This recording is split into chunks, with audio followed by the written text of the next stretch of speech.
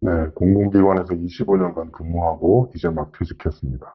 이제 한 3개월쯤 됐습니다. 50대 초반입니다. 연구기획관리업무입니다. 계약 기간이 만료됐기도 했고, 뭔가 50대 들어서 새로운 일을 찾아볼까 생각이 돼서 그만뒀습니다. 보통은 정년퇴직을 하는데, 자신이 원하는 경우에 이제 퇴직 의사를 통보해서 퇴직할 수 있습니다. 공공기관 같은 경우에는 정년퇴직이 보장이 되어 있습니다. 그래서 회사에서 퇴직을 강요할 수가 없습니다. 본인이 퇴직 의사가 있어야만 퇴직할 수가 있습니다. 다만 커다란 징계를 받는다든지 하면 퇴직 사유가 되기도 합니다만 그런 경우는 매우 드물고 보통의 경우에는 본인이 원해서 퇴직을 하는 경우가 많습니다. 네, 그렇습니다. 일에 많이 지쳤습니다. 공공기관이다 보니까 그 국민을 상대로 하는 민원이 많습니다. 그 민원에 많이 딸리기도 했고, 한 25년 정도 근무를 하다 보니까 세대가 많이 바뀌었다는 생각이 들었습니다. 이전에 제가 젊었을 때 근무했던 환경과 지금의 젊은 사람들의 환경은 많이 달라서 같이 근무하기가 좀 어렵다라는 생각도 들었습니다. 제가 맡은 업무는 공공기관이다 보니까 상당히 민원이 많습니다. 아, 민원에 계속 시달리면서 더 이상 이 일을 계속하기에는 힘들다라는 생각을 스스로 했습니다. 자신의 이익과 관련된 민원에 대해서 보통의 경우에는 이제 직접 저희한테 민원을 요구하기도 하지만 그게 안 되면 이제 언론에 많이 접촉을 합니다. 그게 또 안 되면 이제 국회라든가 그 외부의 권력기관으로부터 이제 압력을 많이 받게 됩니다. 그런 경우에 이제 공정하게 업무를 처리하기 위해서는 그런 압력들을 견뎌내야 되는데 그 압력을 견뎌내는 게 쉬운 일은 아닙니다. 부하 직원의 경우에는 이제 상급자와 상의해서 풀면 됩니다만 점점 관리자 입장이 돼 가면서 그 일에 대해서 책임을 져야 됩니다. 심지어 하나의 사건 때문에 언론과 국회를 돌아다니면서 계속 설명하는 지리한 싸움을 지속을 해야 됩니다. 1년에 많은 경우에는 거의 365일 시달린다고 보셔야 될 것 같습니다. 예전에는 뭔가 하나의 조직으로 움직이는 그런 일들이 많았었습니다. 근데 요즘은 사람들의 생각이 다양해지고, 사람들의 그 직장에서 근무를 하면서도 서로의 그 각각의 니즈를 충족을 시키면서 근무하는 경우가 많은 것 같습니다. 예를 들면 추가적인 업무에 대해서 그리고 자기 업무와 맞지 않는다고 생각을 하면 그 업무를 담당하지 않거나 다른 사람한테 미루거나 하는 경우가 많고 특히나 평가에 대해서 더욱 민감해진 것 같습니다. 본인이 납득하지 못하는 평가를 받았을 경우에는 그 또한 민원이 많았었습니다. 평가 같은 경우에는 코칭을 많이 받습니다. 공공기관도 외부 기관으로부터 코칭을 많이 받아서 공정하게 평가할 수 있는 방법을 미리 숙지를 하고 그 매뉴얼대로 움직이는 경우가 많았고 필요한 경우에는 단호하게 끊어줄 필요가 있다고 생각이 들었습니다. 일단은 정신적으로 스트레스가 많았고 50대에 들어서면서 이제 인생 후반기에 뭔가 새로운 일을 할 수 있지 않을까라는 기대감도 있어서 그만뒀습니다. 아닙니다. 특별히 준비할 수 있는 시간이 없었습니다. 워낙에 그 분야가 좁은 분야이기 때문에 그리고 시장도 좁기 때문에 재취업을 하기 위해서는 부단한 노력이 필요합니다. 뭐 간단한 개인연금 정도고요. 어, 노후는 아직도 걱정을 해야 될 정도 수준입니다. 음, 가족들은 뭐 천차만별입니다. 어떤 분은 이제 어떡하니 하면서 우시는 분도 있고 어떤 분은 그래 이제까지 고생했으니까 앞으로 응원한다 라고 하시는 분도 있고 제 처 같은 경우에는 제가 고생하면서 살았던 모습을 많이 봤기 때문에 일단은 응원해주는 그 중에서 가장 저한테 힘이 됐던 멘트는 다 괜찮다. 이제까지 고생했다. 그리고 이제는 하고 싶은 일을 하면서 살아라. 라는 멘트였습니다. 일단은 전화가 아주 많이 줄어듭니다. 그리고 누구를 만났을 때 제가 드릴 수 있는 명함이 없습니다. 그리고 제가 찾지 않으면 불러주는 경우도 많지 않습니다. 퇴직한 다음에 그래도 몸은 건강하게 유지해야 된다는 생각으로 이제 아침에 헬스클럽을 갑니다. 그랬을 때 주변은 다 아줌마, 할머니, 할아버지들인데 젊은 사람은 저 혼자밖에 없는 것 같습니다. 그 사람들이 저를 보고 어떻게 생각할까? 그런 생각을 많이 했었습니다. 처음에는 그 스트레스로부터 이제 벗어났다라는 생각으로 즐거움을 컸습니다만 노후가 아직 준비가 안 되다 보니까 3개월쯤 지나니까 이제 앞으로 어떻게 그 노후를 준비해야 될지에 대한 걱정이 조금씩 다가오기 시작합니다. 이게 상대적인 것 같습니다. 공공기관이 아닌 다른 민간 기관에서 봤을 때는 등 따스울 수도 있지만 그 내부에서 봤을 때는 또 내부 안에서의 또 등급과 격차가 있기 때문에 그건 상대적인 것 같습니다. 어느 기관이나 다 마찬가지인 것 같습니다. 공공기관 같은 경우에는 보통 정년퇴직하는 경우가 많습니다. 그러면 어, 일을 안 하는 경우가 많죠. 그리고 다운그레이드는 사실은 별로 생각하지 않습니다. 큰 스트레스에서 벗어났다는 행복감은 있습니다. 근데 어, 가끔 꿈을 꿉니다. 이전 회사에서 근무하고 있는 그런 꿈을 많이 꾸는데 그 꿈에서 깨어나면 가끔 후회도 합니다. 하지만은 앞으로 제가 준비를 해서 행복하게 살아갈 수 있도록 하는 것이 더 중요하다고 생각합니다. 끝까지 버텨라 라고 말씀을 드리고 싶고 그 이유는 아, 세상은 차가운 것 같습니다. 준비가 안 돼 있으면 세상에 나왔을 때 본인이 감당해 나가야 되는, 즉, 조직이 이제까지 나를 보호를 해줬다면 그 보호가 풀린다는 그런 점에서 본인이 준비가 안 돼 있으면 무척 차가운 세상을 만날 것이라 생각이 듭니다. 그래서 준비가 안 돼 있으면 일단 버텨라. 이렇게 말씀드리고 싶습니다. 몰랐죠. 저는 일단 그때 받고 있었던 스트레스가 컸기 때문에 일단은 벗어나고 싶었었습니다. 아, 사실 잘 몰랐죠. 세상이 이렇게 차가운지를. 퇴직하고 나서야 그렇다는 것을 깨닫고, 만일 퇴직을 지금 꿈꾸고 있는 사람들한테는 일단은 버텨라. 그리고 준비해라. 라고 말씀드리고 싶습니다. 여러 가지로 생각하고 있습니다. 첫 번째는 이제까지의 경력을 살려서 높은 자리는 아니더라도 이제 좀 낮은 직급이더라도 다시 또 재취업을 하는 것도 생각하고 있고요. 또 한 가지 방법으로는 음, 주변에 여러 가지 아르바이트 자리가 많은 것 같습니다.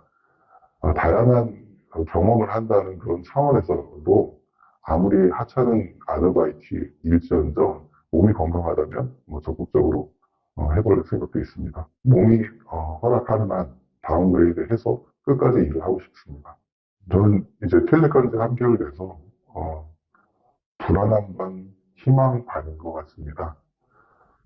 일단은 희망적으로 살기 위해서는 건강이 우선인 것 같고요. 그리고 나서 이제 새로운 희망으로 나아갈 수 있도록 시간이 좀 걸리더라도 꾸준히 준비를 해야 될 것 같습니다. 힘내셨으면 좋겠습니다.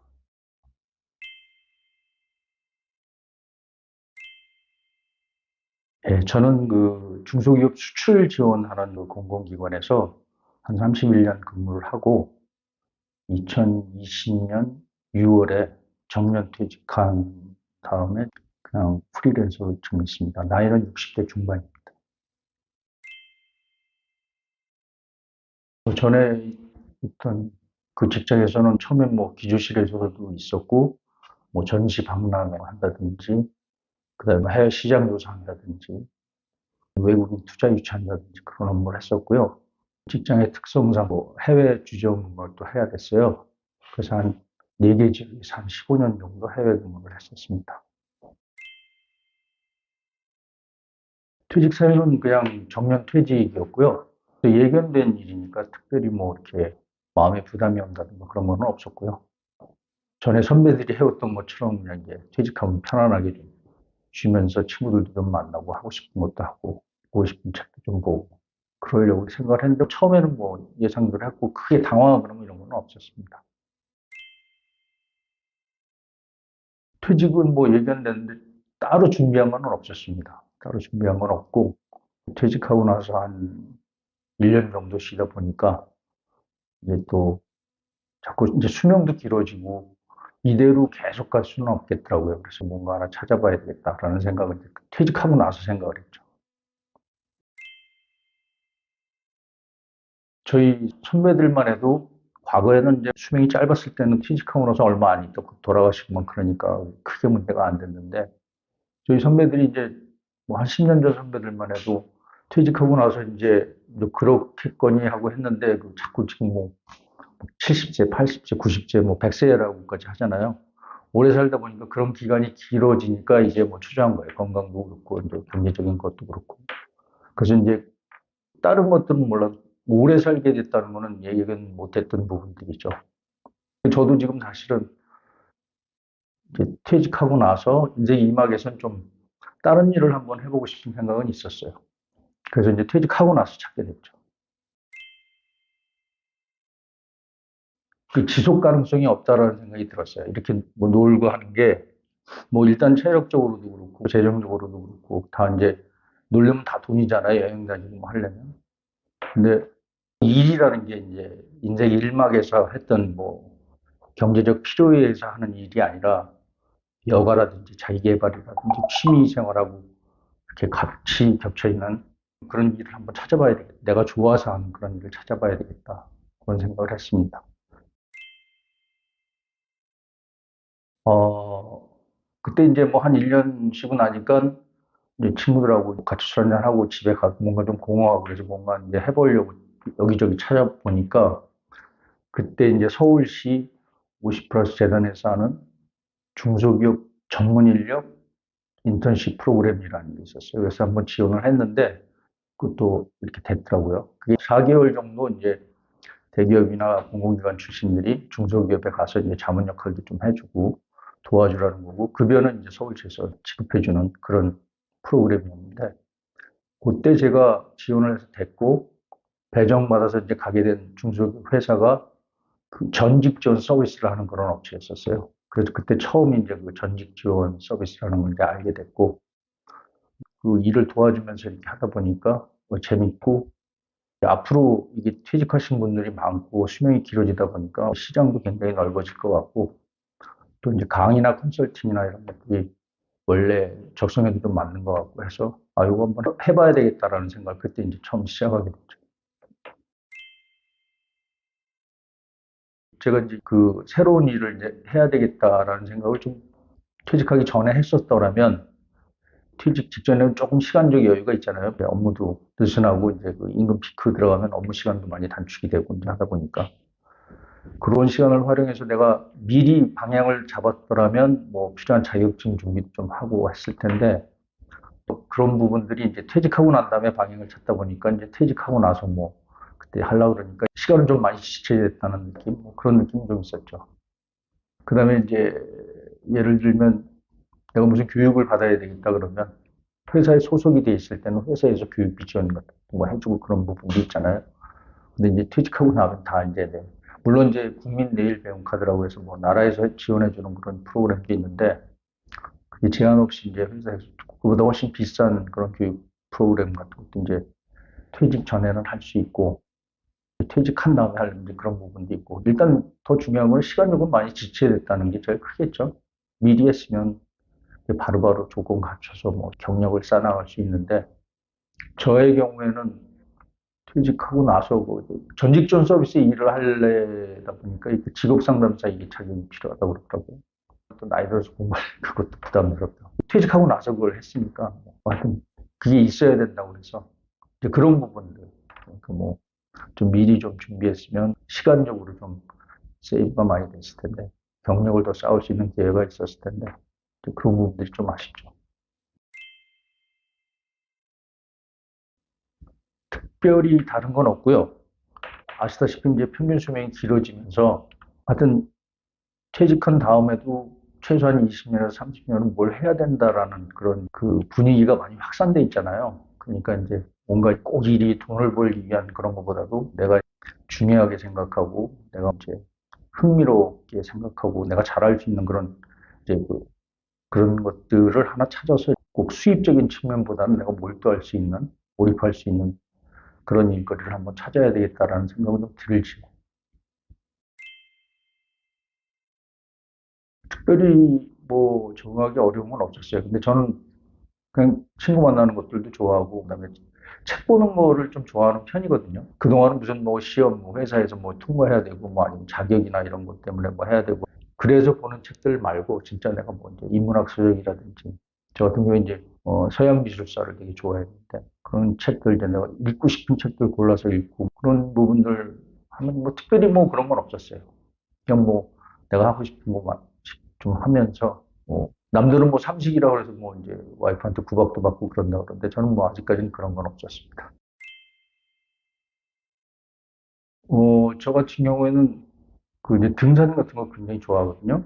그래가지고 퇴직하고 나서 이제 작년에도 그 안나푸르나 베이스 캠프 이제 같이 산에 다니는 친구들 이렇게 트레킹 갔다 오고 전에 있던 직장에서는 이제 해외를 이제 출장이 됐든 뭐 해외 근무가 됐든 자주 나가거든요.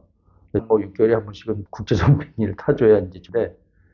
뭐 그런 부분도 이제 등산이나 순전히 놀기 위한 그런 걸로 가기 위한 거니까 뭐 시간적으로 여유가 있으니까 남들 안 붐빌 때, 뭐 그러니까 휴가 시즌이나 이런 거 빼서 다니니까 오히려 여행 다니기는 훨씬 더 좋았습니다. 별로 없어요. 그럼 저는 그냥 좀 제 상황에 맞게 이제 긍정적으로, 책, 내가 책 보고 싶은 거 봐서 좋다. 뭐 친구들 만나고 싶을 때 아무 때나 만나도 좋다. 또 친구들과 어디 뭐 놀러 가거나 산에 갈 때 사람 안 붐빈 평일날 갈 수 있어도 좋다. 뭐 이런 식의 저거니까 사실 그렇잖아요. 근데 제가 요즘 느끼는 건데 이제 사람 붐비는 거 피해서 예를 들면 꽃이나 뭐 이제 가을에 단풍이고 좋을 때 산 많이 가잖아요. 특히 뭐 토요일이나 주말이나 뭐 연휴 뭐 이런 때 이제 많이 가니까 우리는 이제 그걸 피해서 가자. 그래서 이제 뭐 예를 들면 일, 월 뭐 이렇게 가면 이 베이비붐 세대들이 전부 퇴직을 하면서 저희 다 똑같은 생각을 해요. 예를 들면 뭐 이제 단풍 시절에 단풍 한참 때 이렇게 뭐 설사하는 가도 더 많아요. 무슨 저 일요일 날 북한산 가는 것만큼 줄서서 올라오고 그 이제 더 사람들이 안 가는 찾다 보니까 이제 뭐 주중에 뭐 이렇게 수목 이렇게 간다든지 이렇게 가는데 정말 굉장히 많습니다. 그 저도 사실 제가 생설계 강의를 하려고 하는 부분도 이쪽의 소비층이 굉장히 많아요. 근데 이제 와서 제가 무슨 뭐 이 실버 소비층을 대상으로 뭐 물건을 만들어서 팔 수는 없고 그냥 1인 지식기업으로 내가 차라리 꾸겨놓고 그걸 나름대로 소화해서 강의가 됐든 컨설팅이 됐든 이분들을 대상으로 뭐 하는 사업을 그게 하고자 해서 지금 1인 지식기업 뭐 이렇게 나름대로 구상하고 지금 강의하고 뭐 컨설팅하고 하는 거야. 퇴직 준비는 전 정말 한 게 없고요. 그런 것도 전혀 아니고요. 근데 경험은 굉장히 많습니다. 제가 이제 전 직장에서 일도 굉장히 이제 다양하게 해봤고 그러니까 뭐 역으로 말하면 전문성은 없다는 얘기겠죠. 뭐 전시 박람회, 그러니까 이벤트도 해보고, 외국인 투자 유치하는 것도 해보고, 뭐 해외 시장 조사도 해보고, 다 해보고. 뭐 예를 들면, 태국에서도 한 3년, 방콕에서 3년 있었고, 미국 마이애미에서 한 4년 있었고요. 마지막 해외 근무는 두바이에서 4년 있었으니까, 뭐, 그래도 다 좋은 데서, 어떻게 보면 남들 휴가 가고 여행 가는 그런 지역에서 있었으니까, 또 한 4년 근무하다 보고 주변 많이 가보게 되잖아요. 회사의 근무도 그렇고 출장도 그렇고 또 제가 개인적으로 여행을 좋아해서 집사람하고 뭐 많이 다니는데 따져보니까 한 33개국 107개 도시 정도 가봤어요.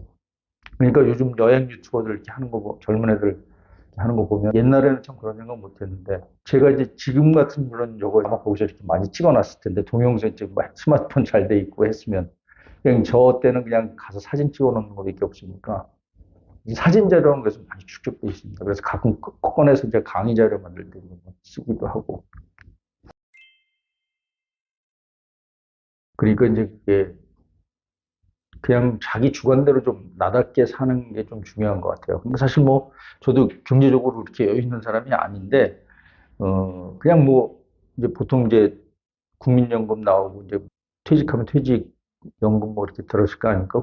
그거에 맞춰서 전에 많이 소비하던 거 소비 줄이고 그거에 맞춰서 살면 되고 저 같은 경우엔 뭐 관계도 뭐 괜찮고요. 사회적 관계도 괜찮고 건강도 일주일에 한 번씩 산에 다니고 매일 운동하고 하니까 경제적 문제가 크게 여유는 없지만 최소한 생계를 유지할 정도 되면 아이들이 다 저 대학 졸업해서 이제 취직했고 아직 출가를 못 시켜가지고 이제 그게 문제긴 합니다. 그럼 특별히 내가 이제 하고 싶은 일을 좀 해야 되는데 그거를 저는 그래도 비교적 퇴직하고 나서지만 좀 빨리 찾았던 것 같아요. 그러니까 제가 이렇게 친구들하고 이렇게 어울리면 이렇게 이제 술자리에서도 보면 나쁘게 얘기하면 잘난 척한다 그러나 이렇게 내가 이제 책에서 본 거 뭐 아는 거 이렇게 얘기를 하는 그런 것들 참 좋아하고 전 직장 다닐 때도 이제 그런 그 기회가 많아요. 예를 들면 제가 뭐 중동 두바이에서 한 4년 근무를 하고 오면 국내 내 여러 조직에서 뭐 중동 시장에 대한 그런 걸 해서 강사로 나가면 또 뭐 이제 그런 경험도 좀 덜어 있고요. 예를 들면 강사 이런 일들이 좀 적성에 맞는 게 남 앞에 서서 이거 하려면 그리고 준비하는 과정도 굉장히 많고 그리고 순전히 이건 남하고 협업하는 게 아니라 나 혼자 하는 거잖아요. 그러니까 누구 하다가 마음에 안 들어서 이럴 일도 없고 만약에 망해도 나 혼자 망치고 내 책임하에. 그래서 그런 부분들이 전 좋았습니다. 그래서 강사는 맞는데 그럼 무슨 강의를 할 거냐 근데 생애술계나 뭐 이게 수명이 길어지면서 모두에게도 해당되는 사항이거든요. 사실은 그래가지고 사실은 회사나 조직에 이렇게 담고 있을 때는 우리 강사 출빙해서 뭐 정기적으로 교육도 받고 그랬으니까 사실 퇴직하고 나면 그런 기회가 없잖아요. 그래서 뭐 이제 그걸 이제 뭐 50% 재단이라든지 뭐 노인회라든지 뭐 그런 협회라든지 그런 단체에서 해주는 거 말고는 사실 기회가 없으니까 뭐 제가 실제로 50 플러스 재단에서는 가끔 한 적도 있고 하는데 그래서 그런 차원에서는 맞는 것 같아요. 그러니까 뭐 MBTI로 얘기하면 전부 이쪽으로 있는 것들 있잖아요. 그럼 정확하게 좀 모르겠어요. 근데 하여튼 뭐 감성적인 건 아닌 것 같고 하여튼 외향적인 것 같고 뭐 그다음에 이제 좀 뭐죠? 그, 정확하게 제가 모르겠습니다. 그 MBTI 요새 젊은 애들 하는 거. 그건 다 왼쪽 이쪽에 있는 거. 스트레스를 안 받아요. 그리고 안 받으려고 합니다. 스트레스는 진짜 안 받아요. 그러니까 친구들이 하는 얘기가 근데 이제 그러니까 예를 들면 제가 뭐 몰입하고 있으면 카톡 같은 것도 이제 잘 안 보고 전화도 사실 못 들어요. 전화벨도. 그러면 친구나 집사람이나 뭐 이렇게 하는 얘기가 어, 얘는 하나도 안 답답해. 우리가 답답하지. 그런 식이잖아요 그러니까 뭐 어떻게 보면 저는 스트레스를 안 받는데 주변에서는 받을 수도 있죠. 저 때문에. 글쎄요, 그건 모르겠어요. 그건 뭐 천성적으로 타고나야 돼요. 그러니까 저는 뭐 제 형제들이나 부모님 다 알아요. 애들, 집사람, 주변에 친한 친구들은 다 알죠. 그래서 아예 그러려니 하고 내립니다. 그 뭐 수입이나 뭐 이런 거는 그냥 뭐 거기에 맞춰 살면 되고, 그 다음에 건강은 내가 챙기면 되고, 그 다음에 이제 오히려 친구를 너무 자주 만나서 이제 술을 자주 먹다 보니까 이제 그게 문제고.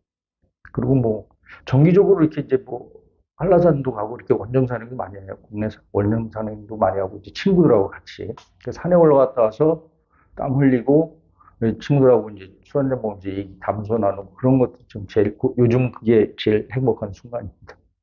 사실 유튜브에 올리는 것도 기왕 내가 만들어낸 콘텐츠고 내가 이제 한 거니까 그럼 한번 이제 올려놔 보자 뭐 보거나 뭐 그래서 저는 구독자 수나 조회수 이거 사실 크게 구애는 안 받아요. 제 꿈은 야무져요. 세바시 강의도 나가고 나중에 몇 년 내에 그다음에 몇 년 내에 테드 강의도 나가고 영어로 이제 뭐 하는 거 있잖아요. 그래서 또 궁극적인 목표는 테드 강의를 하는 것뿐 그 자체가 아니라 거기 빌 게이츠나 오바마가 강의한 게 한 200만 조회수 되는 것 같더라고요.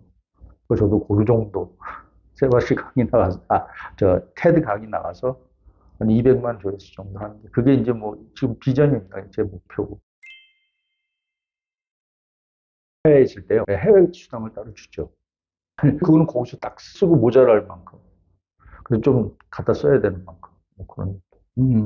힘든 거는 전 기억을 잘 안 하려고 해가지고. 중요한 예를 들면 행사 같은 거, 전시 박람회인데, 전시품 이제 한국에서 이제 올 거 아닙니까? 전시품이 개막하기 전날까지 통관이 안 되는 거예요. 이제 후진국 같은 경우에는 가끔 그런 일이 있습니다.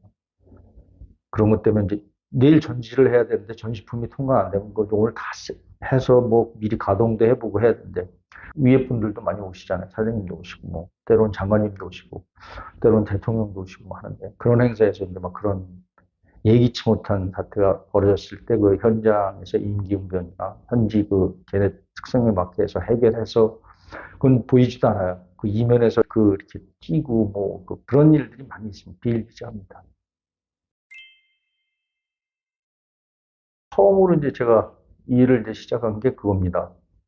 50 플러스 중소기업 전문 인력 인턴십 프로그램 해가지고 그때 한 50명 정도 뽑았던 것 같아요. 대기업이나 공공기관에 있던 오래 근무했던 분들을 이제 중소기업에 가서 좀 도와주고 자문도 좀 해주고 그런 프로그램이 있었는데 근데 그때 제가 간 회사가 K모 회사라고 그 전직 지원 서비스하는 회사였습니다. 그래서 거기서 처음으로 이제 전직 지원 서비스에 대해서 알게 됐고, 그래서 괜찮은 것 같아서 한번 제대로 공부해보자. 그거 마무리하고 전직 지원, 그래서 교육도 받고 뭐 필요한 자격증도 있다 그래서 시험을 보고 진행을 하게 됐는데 그게 처음으로 이제 일을 하기 시작합니다. 서울시에서 그때 급여를 줬으니까요. 그 서울시 생활임금 기준이 있어요. 그래서 기억이 총 그로서는 한 240 조금 안 됐던 것 같고, 뭐, 이제 직장 다닐 때보다야 뭐. 그런데 그냥 괜찮은 저거였던 것 같아요. 특별히 부담도 없고, 내가 배워가면서 뭐 월급도 받는 거니까 좀 나쁘지 않았다고 생각합니다. 중소기업에 다, 중소기업만 그런 일이 가능해요. 아무래도 이제 대기업이나 공공기관이 그런 시스템적인 그런 것들은 많이 부족하죠. 그리고 그런 걸 다 갖춰서 운영할 수가 없어요. 제가 보니까 그 자금 사정이나 인력 사정 같은 것들이 그래서 이제 몇 개월 지내보니까 아 이럴 수밖에 없구나라는 생각은 드는데 근데 이제 알면서도 못 고치는 거죠. 뭐 사실 중소기업들이 굉장히 열악한 여건을 하에서 비즈니스를 하시는 것 같아요. 사실은 전 직장에서 하던 일이 이제 그 중소기업들 그 수출 지원해 주는 업무였거든요. 그러니까 대기업들은 뭐 해외 지사가 다 있으니까 자기들이 알아서 뭐 시장 조사하고 바이오도 발굴하고 해서 뭐 거래도 찍고 하는데 중소기업들은 그런 여력이 아니니까 저희 기관에서 대신 이제 해외 지사를 통해서 이제 뭐 그 시장 조사도 해주고 바이오 발굴해서 매칭해주고 뭐 출입 통역도 해주고 뭐 그런 일들을 해왔는데 제가 현직에 있을 때 이렇게 보면 정말 그 사장님 한 분이서 그 일반 기업으로 치면 뭐 인사서부터 재무, 뭐 총무, 그다음에 영업 뭐 다 하시는 거예요. 그러니까 진짜 사장님이 없으면 계속 밤에 이제 전화 오고 뭐 미팅 다 끝나고 식사하는 중에도 그런 거 보면 정말 중소기업 운영하시는 그 사장님들 그다음에 고생 많이 하시는데 그런 분들이 좀 잘 됐으면 좋겠는데 제가 지원해 줬다가 이제 해외 근무 마치고 다시 돌아와서 연락 뭐 해보면 문을 닫은 경우도 이제 가끔 있고 뭐 이제 그런 경우가 가끔 있으면 참 안타까워요. 열심히 그렇게 하셨는데 그걸 유지하지 못하고 이렇게 폐업을 하는 그런 경우는 조금 굉장히 안타깝습니다. 그 멀티 플레이어라고 할까요? 중소기업에서 이제 사장이 아니고 이제 뭐 주요 뭐 간부가 이제 나오셨다 그러면 이분은 뭐 영어 해외 영업도 하고 뭐 하여튼 뭐 멀티 플레이어인 것 같아요. 그다음에 뭐 자금 사장이나 뭐 원가 계산하는 뭐 그런 분들은 굉장히 이제 엘리트 분들이 많으신 것 같아요. 그게 미리 공부를 해서 뭐 그런 것보다는 이제 일을 하면서 그 중소기업이니까 뭐 세 사람이 하는 일 뭐 혼자서 해야 되는 경우도 있고 그 양이 뭐 많지는 않더라도 그래서 그런 분들이 좀 재능을 펼 수 있는 그런 기회가 좀 많이 생겼으면 좋겠는데 그런 게 쉽지 않은 것 같아요. 그럼 쉬기에는 뭐 이렇게 따뜻한 이런 지역에 가서 동남아나 이런 데 가가지고 그냥 그 호캉스 같은 그런 개념으로 계시면 제일 좋죠. 동남아는 아직까지 그래도 좀 싸니까, 일단 호텔비 같은 것도 싸니까. 저 같은 경우에는 사실 뭐 태국은 제가 한 3년 살아봤고 다른 데는 이제 동남아 웬만한 지역은 다 가봤는데 그 가성비 대비 뭐 이렇게 저기는 태국이 괜찮은 것 같아요. 동남아 지역 중에서는 태국이 괜찮은 것 같고 태국 중에서도 저쪽 북쪽 치앙마이나 워낙 푸켓, 방콕, 파타야 뭐 이런 거 워낙 많이들 알려져 있어가지고 그다음에 알려지지 않은 섬 같은 데 가가지고 이렇게 하는 것도 좋고요. 코사무이나 뭐 이런 판간이나 뭐 이런 섬들 그런 데 좋고 그다음 호주 같은 데는 뭐 시드니니 브리즈번이니 뭐 멜버른이 잘 알려진 데보다는 이쪽에 이제 서부 쪽에 퍼스라는 이런 데가 있어요. 그런 데 가면 은근히 사람이 덜 붐비고 미국도 마이애미는 사실 많이 안 가잖아요. LA, 뉴욕, 뭐 시카고 이런 데 많이 가지만 마이애미는 직항도 사실 없습니다. 한번 갈아타야 되고 그 마이애미는 정말 뭐 이렇게 영화에서나 보는 다 비치가 많으니까요. 다 그런 데 추천하고 싶어요. 히말라야는 처음으로 간 게 제가 퇴직하기 전이었고요. 그 이제 친구 2명하고 셋이 갔다 왔는데요. 그 비교적 그래도 럭셔리하게 이제 갔다 왔어요. 한식을 이제 계속 해 먹어야 돼서 거기서 이제 한식을 할 수 있는 쿡까지 이렇게 이제 섭외를 해서 같이 가이드 말고 그다음에 포터 말고 계속 다녔으니까 근데 진짜 힘든 게 이제 4,000m 이상 넘어가면 그 전문 산악인이 가는 거 아니라도 4천 일반인들이 이렇게 트레킹으로 가는 거라도 그 에베레스트 베이스 캠프에서 가장 높이 올라가는 이제 칼라파트라 전망대라고 하는 데인데 해발 고도가 5,550이에요. 근데 이게 이제 한 4,000m가 넘어가면 산소가 부족합니다. 그래가지고 그냥 앉아만 있어도 사실 호흡이 정상적인 호흡이 안 돼요. 그러니까 이제 산소가 부족하니까 항상 머리가 띵하고 뭐 소화도 잘 안 되고 뭐 이제 그런 조금 악조건 속에서 4,000m 이상에서 5박을 해야 되니까 그 하루에 뭐 갈 수 있는 거리가 있으니까 그런 부분들이 진짜 힘들었는데 정말 가서 보면 아 그래도 에베레스트를 산악인으로서 이렇게 영상이나 뭐 이런 거 그림이나 사진 이런 게 아니라 내 눈으로 직접 보고 그래 산 꼭대기를 올라가지는 못해도 내가 이제 보고 온다 그게 이제 감회가 크죠. 그래서 그 이후에 이제 좋다는 얘기를 듣고 이제 작년에 이제 안나푸르나 베이스 캠프 그거는 이제 뭐 에베레스트 베이스 캠프보다는 최고점이 뭐 많이 낮으니까 한 1,000m 이상 더 낮으니까 그건 뭐 쉽게 그래도 갔다 왔습니다. 한번 경험이 있어.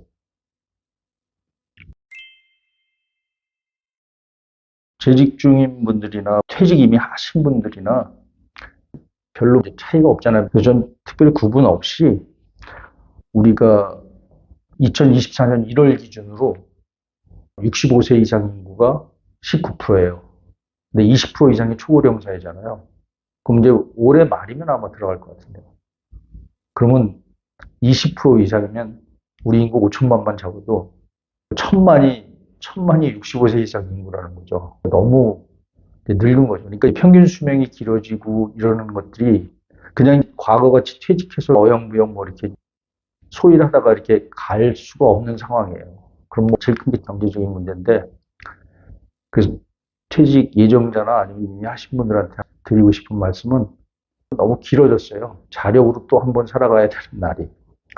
그래서 최소한 자기 비전이나 사명, 그다음에 그걸 이루기 위해서 목표라든지 좀 시간이 걸리더라도 하나 만들어 놓고 하여튼 방향타는 좀 잡아 놓고 경제적 필요에 의해서 하는 그런 일이 아니라 이 일이 자기 개발도 되고 자기 취미도 되고 자기 여가 생활도 되고 이런 어떤 융합된 그 일이라는 개념이 이제 좀 바뀌어야 되겠죠. 돈을 꼭 벌기보다는 내가 정말 좋아서 해야 되고 내가 잘할 수 있어야 되고 역량도 있어야 되고 나한테 중요해야 되고 찾아서 그 비전을 한번 세워보시고 나름대로 그거에 맞춰서 이렇게 해보시면 그 삶이 막 이렇게 방탕하다기보다는 그래도 그쪽으로 가려고 하는 그 비전이나 사명이나 목표 이런 거를 좀 다시 한번 세워보시는 게 어떨까. 그냥 어영부영 흘러가는 대로 재취업 뭐 공고 나서 뭐 내가 그나마 했던 일 중심으로 많이 찾으시거든요. 아니면 완전히 다른 예를 들면 은행 지점장 하시다가 아파트 경비를 한다든지 아파트 주택관리사 시험 봐서 그쪽으로 많이 하시는데 하여튼 두 가지 종류인데 그런 식으로 이렇게 남들한테 쓸려서 하기보다는 이제는 방향을 좀 잡아서 가시는 게 좀 어떤가 그런 말씀을 드리고 싶습니다. 비전이라고 하면은 나의 미래상을 보여주는 거거든요. 저 같은 경우에는 궁극적으로는 테드에서 강의하는 나의 모습, 뭐 이런 거를 한번 머릿속으로 보는 거죠. 그럼 그러려면 최소한 강의를 잘해야 되고, 영어도 잘해야 되고, 할 게 많잖아요.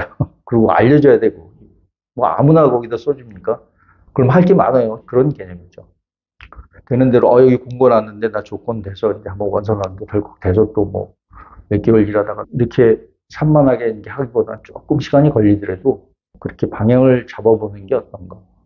주변에서 직장 동료들 중에는 산학협력 교수로 간 친구들 몇 분 계시는데,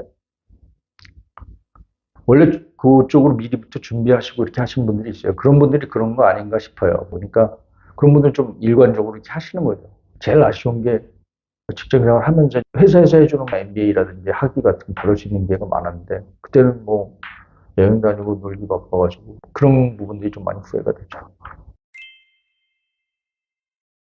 뭐 편하게 살다 죽을 수 있나요? 예를 들면 당장 돈 없으면 편하게 못 죽을 것 같은데, 편하게 살 수 없을 것 같은데, 그다음 몸이 불편하면 편하게 살 수 없을 것 같은데, 그러려면은 자기가 이제 몸도 그렇지만 정신 상태도 뭔가 방향이 있고 내가 희망하는 게 있고 추구하는 게 뭐 있어야 될 거 아닙니까?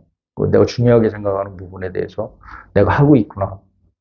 이런 정신적인 부분이라든지 아니면 그걸 위해서 내 최소한의 건강, 방향이 있으면 그게 사라지는데 그냥 방향 없이 하다 보면은 내가 그게 유지가 안 될 것 같은데요. 하여튼 뭐 그건 제 생각입니다. 제가 강의할 때 실례로 드는 게 송혜 선생님하고 김영석 박사님, 그분들, 김영석 박사님이 1920년생이신가 그럴 거예요. 지금 만 104세신데 지금도 강연하시고 저서 내시고 하시잖아요. 그분이 한 얘기 중에 그때 95세 때 하신 말씀인데, 퇴직하고 나서 30년 더 사신 거잖아요.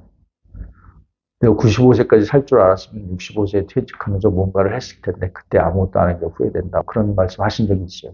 하여튼 뭐 송혜 선생님도 돌아가시 전까지 전국 노래장 다니시면서 그게 일을 하거나 뭐 자기가 그거에 대해서 중요하게 생각하고 자기가 잘할 수 있고 내가 흥미롭다라고 생각을 하시니까 이제 하시는 거잖아요. 그 지속 가능성이 있으려면 3, 40년 하려면 그냥 편하게 3, 40년을 사는 게 유지가 안 될 것 같아요. 제 생각입니다.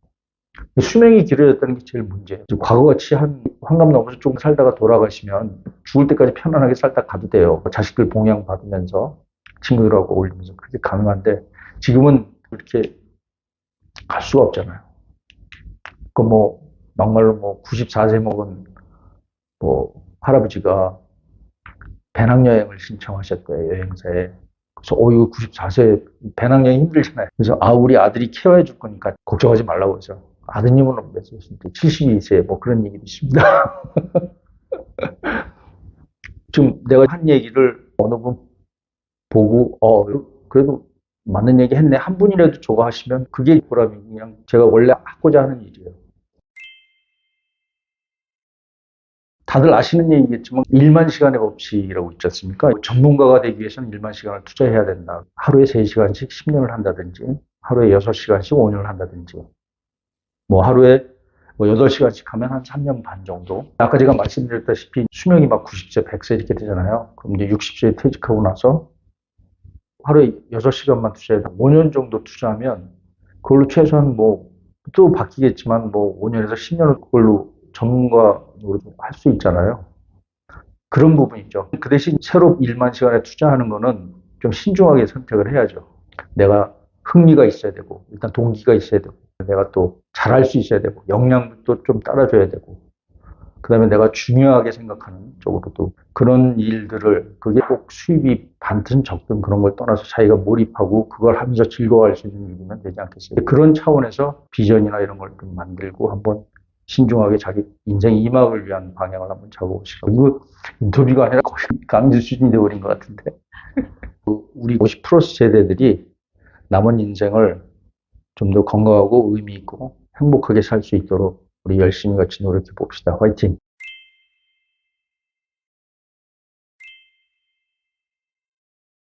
네, 저는 IT 공기업에서 37년 근무 후 2023년 6월에 만 60세로 정년퇴직이었습니다.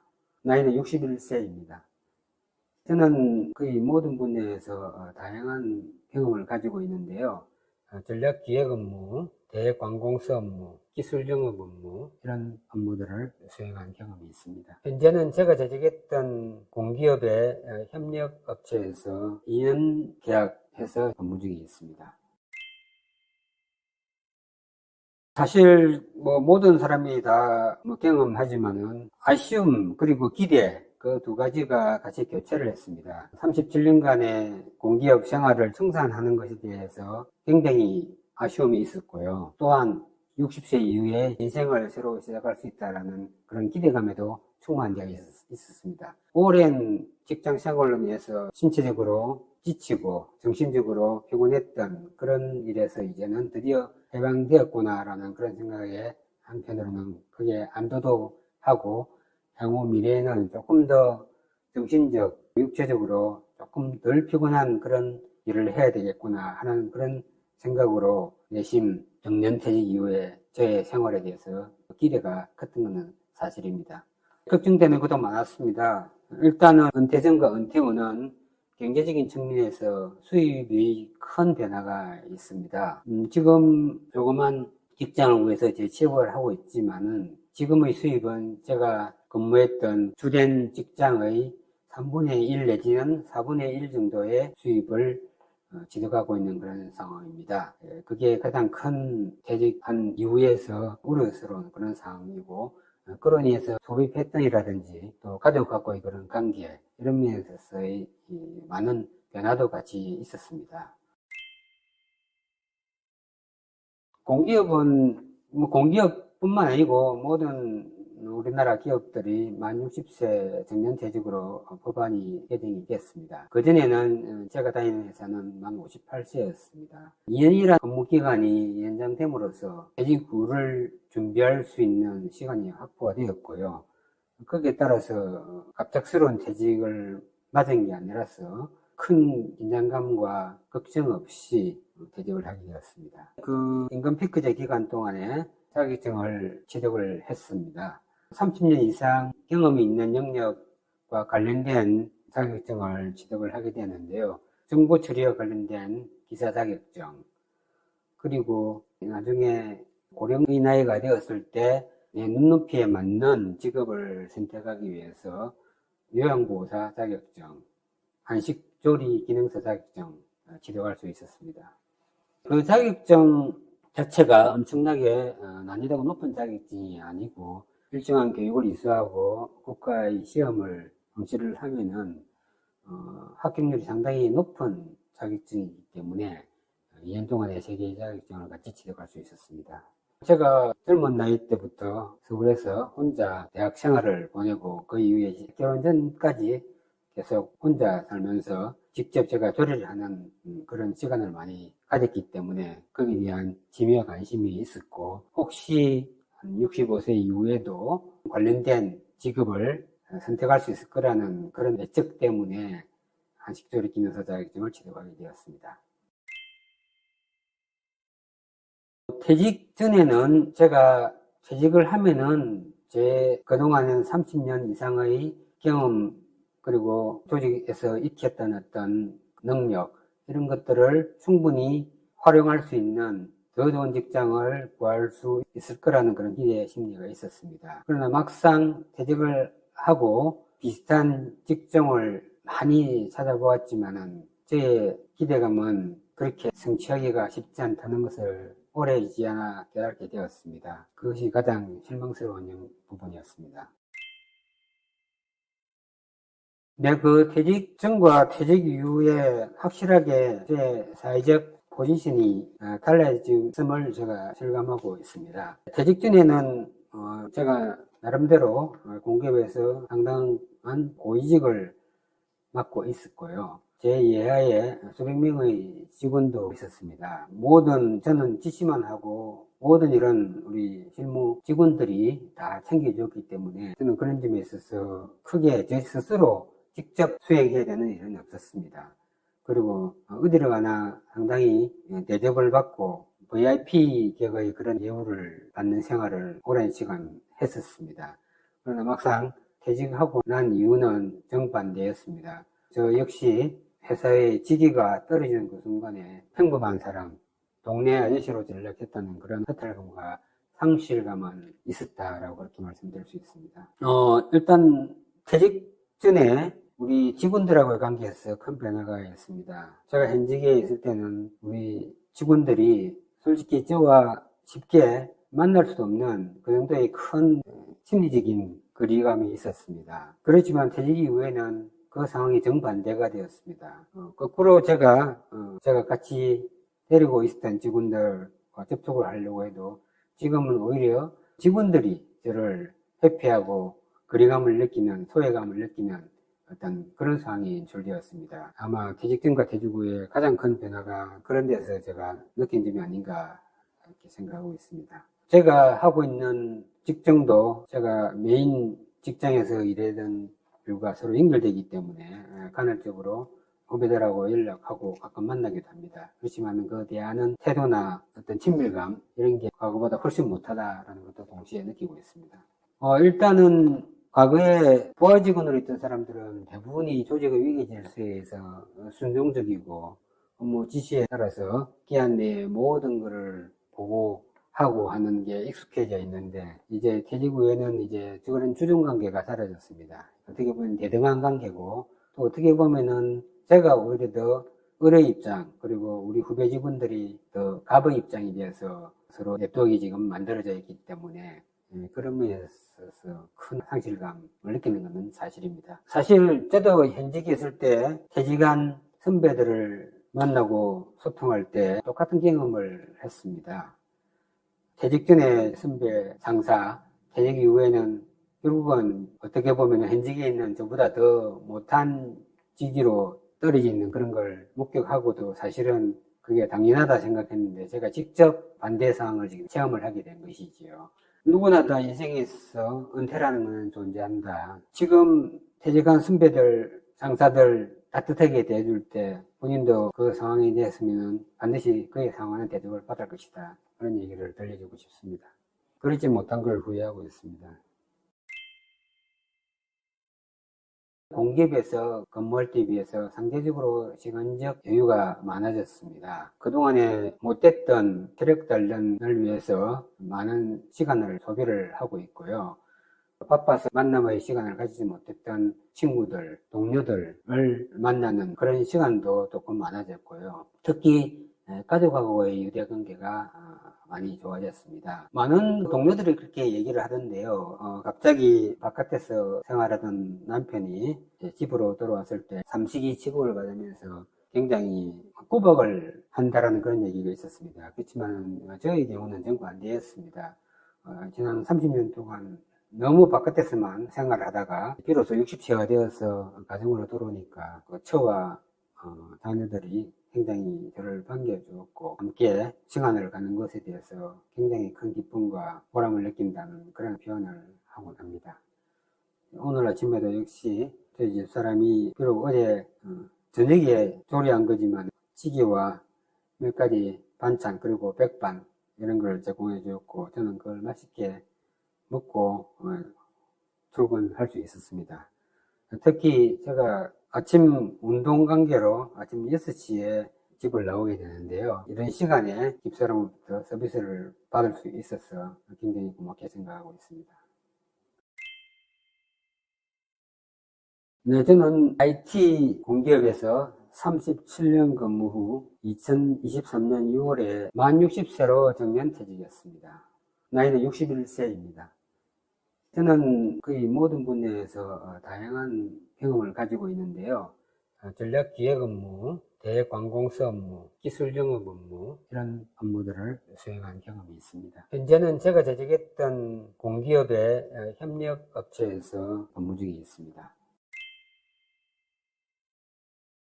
저는 다행스럽게도 제가 30년 동안 근무하던 메인 직장과 연결된 중소기업에서 단 하루도 쉬지 않고 바로 그 다음날 재취업에 성공하였습니다. 그 이후에 제가 또 다른 작업을 찾기 위해서 노력을 했는데요. 저는 정보 시스템 관련된 일을 쭉 해왔기 때문에 고령자에게 적합한 또 다른 시간제 작업을 구하는 게 시간을 조금 더 활용할 수 있을 거라는 생각에 몇 군데 정보 시스템 감리회사의 제보자를 노크를 했는데요.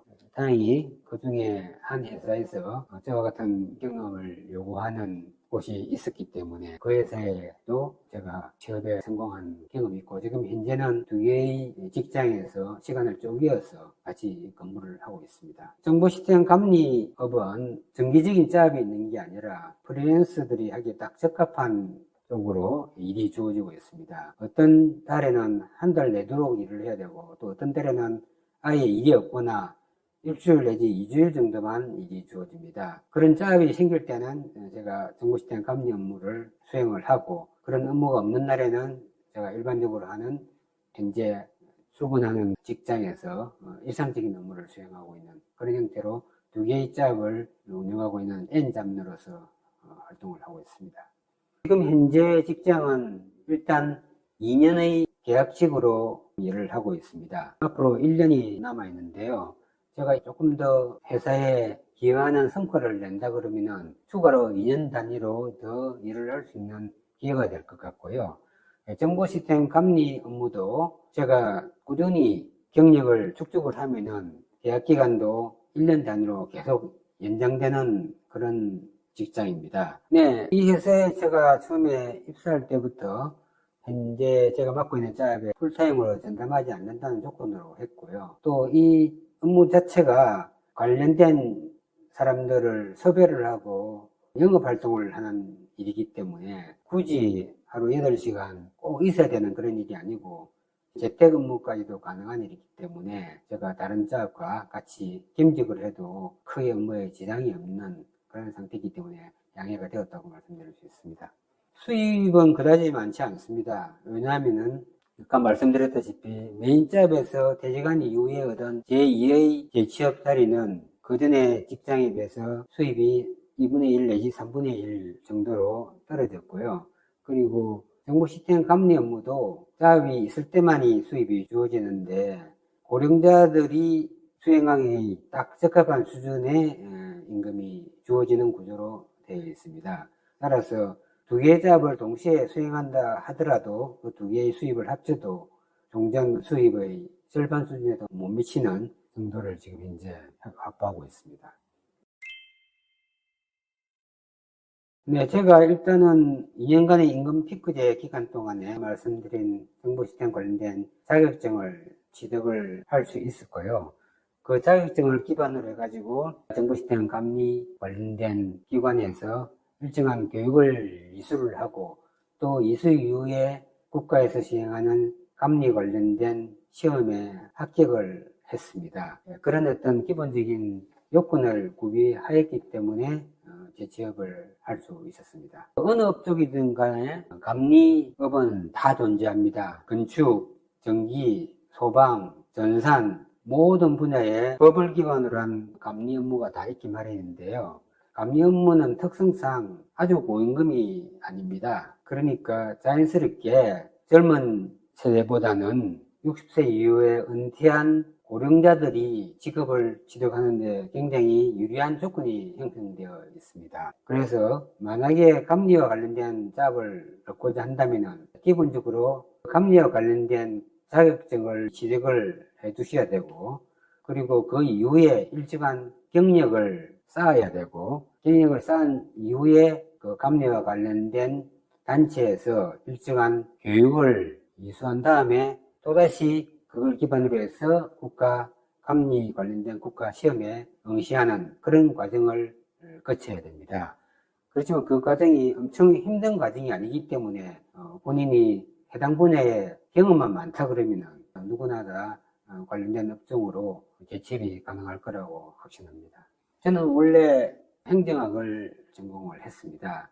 그렇지만 제가 있던 주된 직장은 소프트웨어 정보 시스템과 관련된 업종에서 제가 30년 이상을 일을 했는데요. 자연스럽게 정보 시스템과 관련된 일을 접하는 그런 계기가 되었고 그 분야의 경력을 축적할 수 있었습니다. 제 취업을 위해서 이력서는 한 5군데 정도 지원을 했습니다. 두 번 다 인터뷰를 보았지만은 사실은 모든 최고의 걸림돌이 연령이었습니다. 지금 현재 우리나라 법은 연령이나 성별이나 기타 다른 이유로 인해 가지고 차별을 못하도록 되어 있기 때문에 채용 공고에서는 연령란이 대부분 다 삭제된 채 공고가 뜹니다. 대부분 다 고령자들은 이 부분을 착각을 하고 입사 원서를 제출하는데요. 탈락을 하는 이유의 대부분이 만 60세 이상의 고령자는 대부분이 다 채용하지 않는다는 사실입니다. 그 이유는 고용주 입장에서는 고령자가 입사할 때 젊은 직원들하고의 소통이나 화합, 교류, 그리고 업무의 위계 질서 이런 차원에서 적합하지 않다고 판단하기 때문에 좋은 경험 그리고 우수한 학벌을 가지고 있음에도 불구하고 채용을 거리는 것이 사실입니다. 따라서 반드시 60세 이상의 고령자를 채용하는 그런 직종을 먼저 확인한 다음에 원서를 내야 되고요. 단 그런 데는 그렇게 많지 않다라는 것에 대해서 미리 기본적인 인식을 하시고 도전하시기를 권해드립니다. 제 개인적으로는 지나친 고령의 나이까지 근로를 하고 싶지는 않고요. 지금 현재 목표로는 한 65세 정도까지 근로를 할 수 있으면 그 이후에 완전히 은퇴해도 되지 않을까라고 이렇게 생각하고 있습니다. 제 판단으로는 신체가 건강하고 인지가 정상적인 상태에서 활동할 수 있는 나이가 70대 초반 또는 70대 중반 정도 아닐까라고 추정을 합니다. 물론 여명의 나이는 90세 아니면 100세까지도 얘기를 하지만 현실적으로 신체가 왕성하게 활동할 수 있는 나이는 70대 초반, 길어야 70대 중반 정도라고 생각하고 있습니다. 그래서 65세 정도에 만약에 은퇴를 할 수 있으면은 신체 건강한 나머지 5년 또는 10년 정도는 제가 근로에서 벗어나 조금 더 자유스러운 시간을 보내면서 나머지 제 인생을 돌아보고 조금 더 개인적인 시간을 보내는 것이 조금 더 합리적인 어떤 시간 관리가 아닐까라는 생각에서 65세 정도까지 근로하는 게 조금 더 합리적이다라고 생각하고 있습니다. 네, 일단은 제가 그동안에 쌓아왔던 경력을 재활용하는 그런 어떤 잡이기 때문에 큰 어려움 없이 수행을 하고 있고요. 단지 이제 임금이라든지 근로 조건이라든지 이런 데는 제가 다니던 공기업에 비해서 열악한 것은 사실입니다. 그렇지만은 고령자가 수행하는 작업으로서는 상당히 매력적이기 때문에 큰 불만 없이 직무를 수행하고 있습니다. 지금 이제 만 61세입니다. 일단은 우리나라 법에서는 65세 이상을 노인이라고 표현하고요. 또 다른 법에서는 55세 이상을 고령자로 표현되어 있습니다. 그래서 고령자라는 표현은 법적인 명칭이고요. 현실적으로 61세가 고령자라고 하는 게 맞느냐에 대해서 저도 이견은 있다고 봅니다. 제가 볼 때는 갈수록 우리나라 노인들의 장년들의 그 신체가 건강 상태가 좋아지고 인지 기능도 날로 좋아지고 있습니다. 앞으로 지금 이제 65세로 되어 있는 노인의 나이도 향후에는 곧 70세 이상으로 상향 법제화되어야 되는 게 맞지 않나라고 개인적으로 생각하고 있습니다. 곧 은퇴하실 60세 아니면 그 전에 분들이 많이 있으실 텐데요. 저는 끊임없이 도전해보라고 말씀드리고 싶습니다. 저도 사실 2년의 임금 피크제 기간을 보내면서 많은 생각을 했고 많은 것에 나름대로 도전을 했고 또 결과로 인해서 단 하루의 여유로운 시간이 없이 바로 재취업을 할 수 있었습니다. 비록 그 짭 자체가 현직에 있을 때보다 조금 더 중요도가 떨어지고 수입이 더 못 미치고 하는 그런 건 있지만은 제가 계속 연속해서 일할 수 있다는 것에 대해서 큰 보람과 자부심을 느끼고 있습니다. 이런 것들이 저는 계속해서 도전하고 새로운 것을 찾고 더 노력하는 저 나름대로의 장점을 제대로 살린 결과가 아닌가 생각합니다. 많은 후배 은퇴 대기자 분들도 현직에 있을 때조차라도 너무 본인의 현직의 일에만 너무 100% 올인을 하지 마시고 조금의 여유 있는 시간을 만들어서 60세 이후, 은퇴 이후에 뭘 해야 될 것인지에 대해서 생각도 하시고, 거기에 대해서 미리미리 준비하시고, 필요한 자격과 역량을 만들어 나가는 그런 시간을 몇 년을 꼭 가지시라고 당부해드리고 싶고요. 그 결과로 반드시 은퇴 이후에도 제2의 취업을 위한 길이 활짝 열릴 것이다 라고 하는 그런 낙관적인 전망을 말씀드리고 싶습니다. 용돈은 사실 쓰기 나름인데요. 대부분의 분들은 은퇴 이후에 돈의 쓰임새가 많이 줄어든다고 하는데 저의 경우는 정반대입니다. 사실 현직에 있을 때는 거의 하루 종일 직장에 매달려 있다 보니까 어떻게 보면 돈 쓸 기회가 거의 없고, 또 돈을 쓴다 그래도 대부분이 다 직장일과 관계되는 비용들이기 때문에 개인적인 지출이 크게 발생하지 않았습니다. 그러나 은퇴 이후에서는 정반대로 시간이 많다 보니까 그 많은 시간을 활용하기 위해서 각종 비용을 지출을 해야 되고요. 더군다나 각종 경조사라든지 각종 모임이라든지 이런 게 훨씬 더 많아졌기 때문에 지출의 원인은 더 다양해지고 더 커졌다라고 말씀드릴 수 있습니다. 개인적으로는 최소 한 달에 100만 원 이상을 소비를 하지 않나라고 제가 생각을 하고 있습니다. 가장 많이 소비되는 비용은 역시 경조사 비용입니다. 경조사는 특히 저희 나이 때는 부모의 상도 많고, 특히 자녀의 결혼건이 거의 일주일에 두세 건 정도가 통보가 되고 있습니다.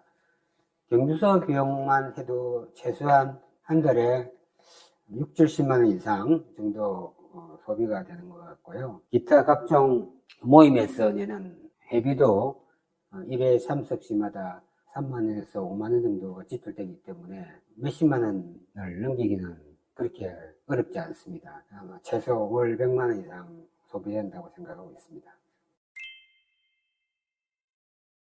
만약에 65세까지 현재 직장을 다닌다 그러면은 65세까지는 그렇게 크지 않은 수입이지만은 중소기업에서 취득하는 수입, 그리고 제가 정보 시스템 감리 업무를 하면서 취득하는 수입, 두 가지를 합치면은 현재 생활에는 큰 지장은 없습니다. 그렇지만은 현재의 취업 시장에서 곧 이탈할 것이 확실시 되기 때문에 그 이유가 걱정이 되는 건 사실인데요. 거기에 대비해서 저는 내년 63세부터 국민연금을 정시에 수령해야 되겠다고 생각하고 있고요. 그리고 제가 메인 직장에서 퇴직하면서 약 30년 이상 누적된 퇴직금을 수령해서 지금 퇴직연금에 지금 묻어두고 있습니다. 그것을 제가 현 직장에서 은퇴를 하게 되면은 매월 일정한 금액을 나누어서 수령하는 그런 식으로 해서 퇴직연금을 운영할 그런 계획을 가지고 있습니다. 국민연금은 내후년부터 제가 만 63세로 수령하게 되는데요. 지금 예상 금액은 월 한 230만 원 정도로 추정하고 있습니다. 직장생활 37년을 정확하게 했고요. 제가 대학을 졸업하고 취업하는 그 이듬해부터 1988년부터 국민연금 제도가 시설이 되었고, 제가 메인 직장에 은퇴를 하던 만 60세 때까지 거의 35년 이상을 국민연금 보험료를 납부를 했습니다. 아마 제가 수령 예정인 국민연금은 상위 한 10% 안에 들어가는 아주 큰 금액을 수령하지 않을까 예상을 하는데요. 그렇지만 역시 공무원 연금이나 군인연금 등 다른 어떤 특수연금에 비해서 현저히 부족하고, 또 맞벌이 연금이 또 부족하기 때문에 다른 비슷한 또래에 비해서 그렇게 큰 연금 혜택을 보는 게 아니지 않느냐라는 생각을 하고 있습니다. 본인이 스스로 납부를 한 연금이 있습니다. 월 최저보험료로 아마 수십 년을 납부를 한 걸로 알고 있고요. 그 정도를 했다 치더라도 아마 월 수령액이 100만 원을 넘지 않을 거라고 추정하고 있습니다. 젊었을 때 주택 구입 등으로 해서 대출을 일으켰으나 지금은 대출을 완전히 다 변제를 했고 지금 현재 또 다른 빚은 없는 상태입니다. 네, 일단 은퇴 이후에 제가 많은 시간을 할애하는 것이 신체 건강입니다.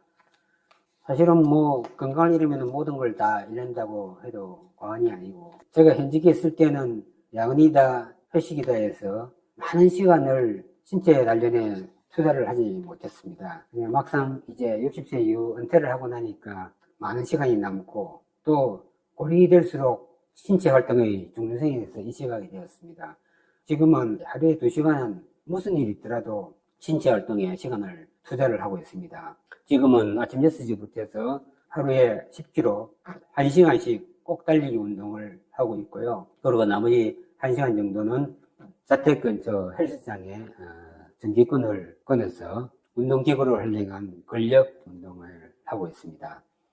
또한 주말에는 가끔 시간이 나면은 배드민턴 등 동료들하고 연합해서 하는 그런 구기 운동도 병행을 하고 있습니다. 그리고 저녁 시간에는 가능하면은 주 3일 정도는 가족들하고 식사하는 시간을 일상화하고 있고요. 그리고 주 한 2, 3일 정도는 그동안 오랫동안 만남의 시간을 가지 못했던 사람들하고 저녁을 하는 등 나름대로 인적 네트워크를 더 공고히 하는 그런 시간을 소비하고 있습니다.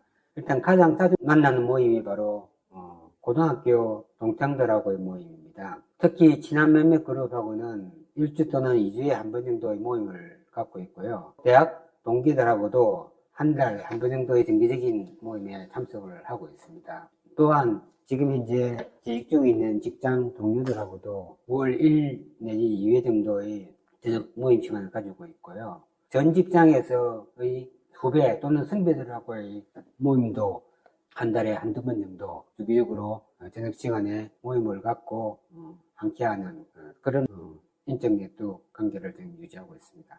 일주일에 한 2일이나 3일 정도를 그런 인적 네트워크의 모임 시간으로 할애를 하고 있고 또 필요할 경우에는 주말 시간을 이용해서 만나는 그런 어떤 모임도 주기적으로 지금 갖고 있습니다. 주로 현재 우리 나이에 맞는 어떤 고민, 그리고 우리 미래의 어떤 살아가야 될 방향, 건강, 이런 얘기가 주로 친구들하고 만나면서 가장 주된 소재가 되겠습니다. 사실 나이가 들수록 사람의 마음가짐이 더 오픈되어야 됨에도 불구하고 사실은 현실은 그렇지 못합니다. 계속 만나고 싶은 사람이 있고 더 이상 만남을 갖기 싫어하는 사람이 있습니다. 그 중에서 가장 더 이상 보고 싶지 않은 유형으로 꼽는다면은 자기 자랑을 하고 자기 얘기만 하는 사람입니다. 친구들 중에 꼭 그런 사람이 있습니다. 그런 친구는 사실 다시는 보고 싶지 않은 게 그게 사실입니다.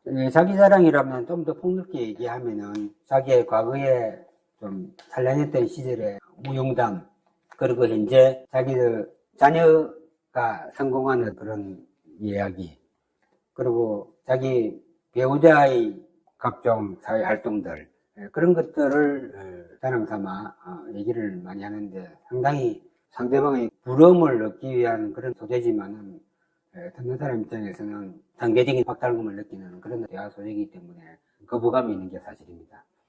실제로 잘 나가는 사람도 있고 어떻게 보면은 잘 나가지 못함에도 불구하고 그런 자기 과시를 통해서 자기 그런 불리한 측면을 감추어가는 어떤 전략적인 목적도 있을 거라고 생각합니다. 60세 이후는 크게 두 분류가 있습니다. 첫 번째는 제 취업에 성공을 하거나 또는 현직에 있을 때보다 더 높은 자리로 상승하는 그런 케이스가 있고요. 두 번째 부류는 60세를 계기로 해서 모든 근로에서 벗어나 자유로운 시간을 갖는 그런 부류의 친구들이 있습니다. 현직에 있을 때 임원을 역임했거나 상당히 높은 고위직에 있던 사람은 또 그 사람들 간에 네트워크를 발판으로 삼아 또 다른 어떤 기관장이나 또는 회사의 CEO 자리로 승진하는 드물지만은 그런 사례도 제 주위에 몇 건 있습니다. 그렇지만 일부 몇몇 친구들은 60 이전에 이미 명예퇴직을 했거나 또는 60세 정년퇴직을 해서 지금은 대치업의 자리를 알아보고 있지만은 자기의 눈높이를 낮추지 못하는 등의 문제로 인해 가지고 여전히 취업 시장 주변을 만들고 있지만은 아직까지 취업을 못하고 있거나 또는 아예 취업을 포기하고 아예 집에서만 생활하는 그런 친구도 몇몇 있습니다. 이제 제 나이 61세인데요. 제가 목표했던 실질적인 완전 은퇴 나이가 65세라고 말씀드렸잖아요. 아직까지 3년 내지 4년의 시간이 있습니다. 다른 사람도 제 기대는 그 정도 나이까지는 근로를 하는 것이 좋지 않을까라고 하는 그런 생각이 있고요. 그로 인해서 취업을 못하고 있는 친구들한테는 같이 함께 취업 자리를 알아봐 주고 서로 정보를 교류하는 그런 도움을 주고 싶고요. 아예 취업을 포기하거나 취업을 원치 않은 그런 친구들을 볼 때는 60대 초반에 왕성한 활동의 어떤 보람과 그로 인해서 얻을 수 있는 성취욕 그런 거를 같이 얘기를 나누어서 취업 현장으로 안내를 해주고 싶은 그런 생각이 있습니다. 누구나 다 은퇴라는 시간은 오게 되어 있고 누구나 다 늙게 되어 있습니다. 그리고 우리 수명은 갈수록 더 길어지고 있고요. 실제로 100세 시대가 현실화되고 있는 상황입니다. 아직까지 정년이 연장은 법적으로 되지 있지 않은 상태라서 60세가 되면 누구나 다 회사 밖으로 나와야 되고 길면은 무려 40년 동안 직업 없이 수입 없이 살아야 되고 그것도 신체가 노쇠한 상태에서 누군가의 도움을 받아서 나머지 여생을 보내야 되는 그런 상황이 생길 수가 있습니다. 이때 가장 필요한 것이 바로 건강과 돈이라고 생각합니다. 현직에 계신 후배님들은 현직에 있을 때 반드시 신체 단련과 노후에 대비한 수입을 확보하기 위한 활동을 지금부터 시작해야 된다고 제가 분명하게 말씀드리고 싶습니다.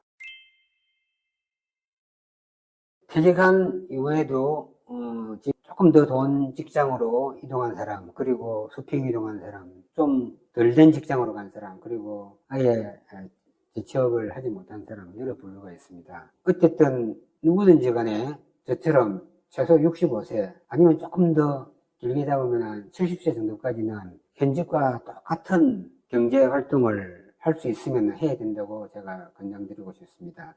물론 근로활동을 통해서 얻는 수입도 수입이지만은 근로활동을 통한 사람들 간의 네트워크를 만드는 것 그리고 그런 활동 과정에서 자기의 어떤 신체 활동도 같이 동반해서 수행하기 때문에 고령 나이가 되었을 때 그런 어떤 활동, 경제 활동들이 모든 면에서 큰 도움이 될 거라 생각하고 반드시 근로 생활을 유지할 것을 권장드리고 싶습니다.